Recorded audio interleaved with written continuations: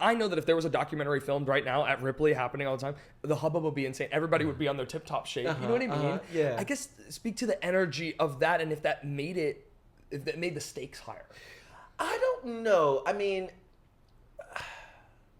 it definitely felt important.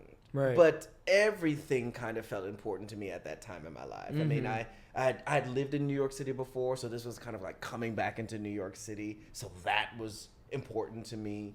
I knew that it was Broadway's biggest and brightest and best. Yeah. So that was important to me. The lights were a trippy because they had, filming lights on Yeah. you.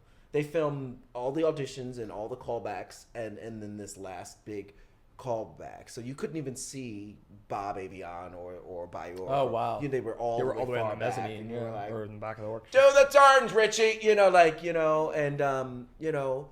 It all felt heightened and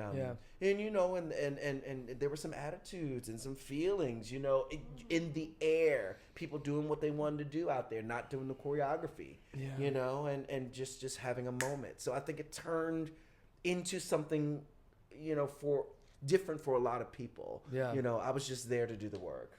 And it was so early on. There at that point, I don't think the search for Elle Woods had happened yet, or any of these like reality moments, snippets of what we see now with like the Roxy Hart thing that happened, or the Search for Roxy, or the Grease one. Those were all after. This felt like part of it felt like it was a documentary, but part of it felt like almost a reality show. Oh, well, yeah. I mean, Bjork always talks about it, like Chorus Line just being the first reality TV show.